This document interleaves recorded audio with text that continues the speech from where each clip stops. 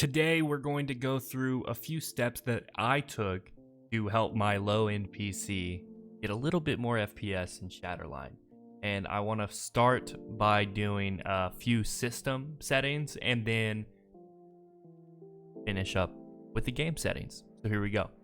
The first thing that I think everybody should do is clean out their temp folder. A bunch of temporary files get stored on your PC over time through program usage, apps that you use, browsers you use, games you play, and it's always good to remove those. So we're going to type in %temp% in our search bar and just click that, and we're going to hit Control A and hit delete. We'll skip anything that can't be deleted immediately because of open programs and such like that, and we'll just delete that real quick, and this will remove quite a lot of space. Some people remove gigabytes worth of storage, and that's pretty solid. So we're going to close out of that, and we're going to continue the temp delete search with the run command. So start, type in run, hit enter, and then type in prefetch, and then hit OK.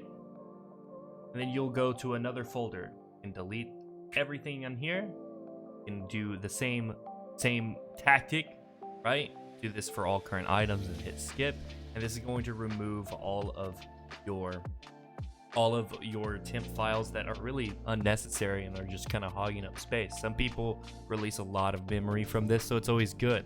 I think another thing would be to install this game on an SSD. If you have it, consider doing it. It performs way better.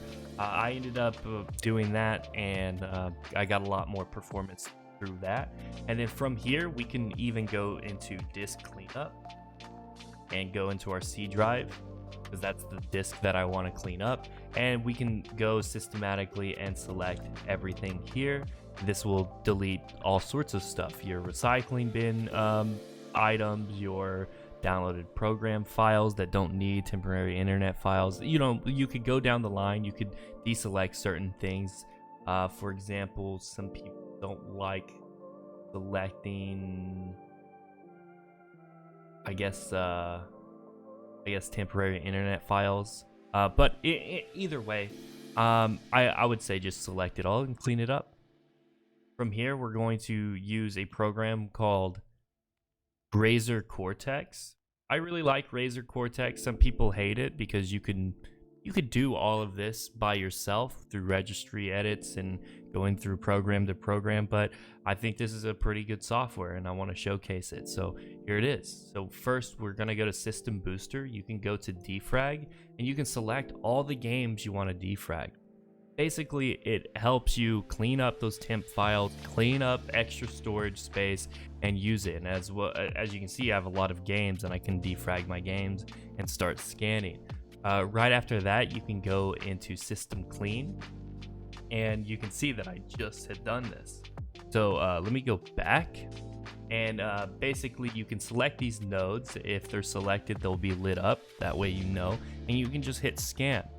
This will scan and basically attempt to delete any type of junk files, any type of temp files, any type of things that may or may not be slowing your computer down. It's just a good health check for your system.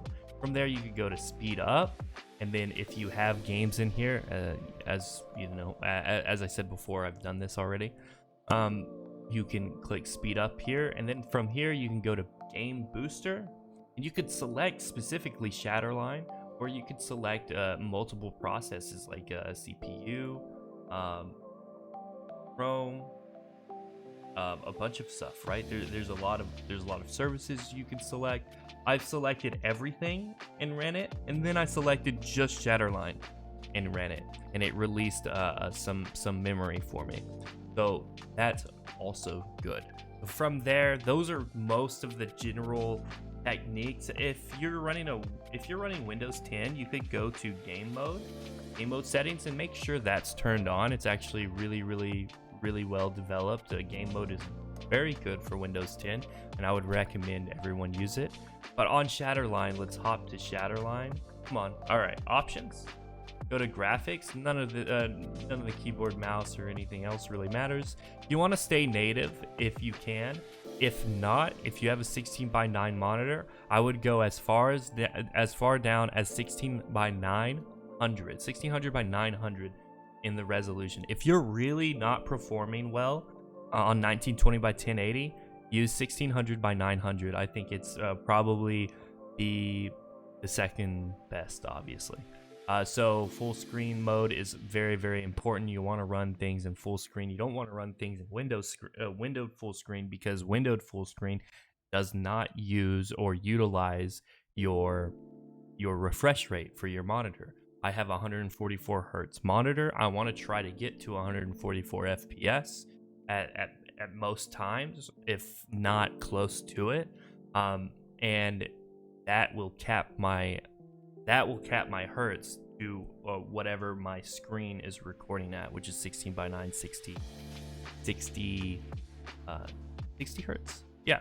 So from down here, we're gonna turn off VSync. We're gonna keep textures high because we want to see those model qualities pretty nice. Object quality doesn't matter. Shading quality would actually be good. And object quality, if you have a medium to high PC, I would run these at medium. But for me, I'm going to run low. Particles, low. Everyone should have that off. Special effects, low. Everyone should have that off.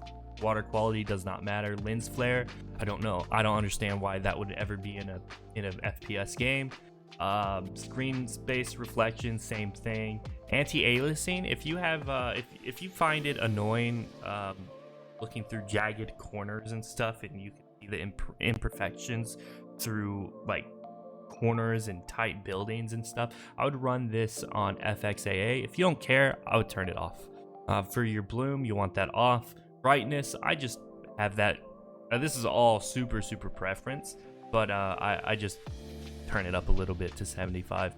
Sharpening, I tested this out. I saw 0 difference, so I just kept it at 0. And that's it. That's all my settings. And I was able to get 20 to 30 more FPS from it, which helped me do recordings and stuff like that, and just in general helped me. So I just wanted to share this video. I hope you guys enjoyed it, and I'll see you on the next one.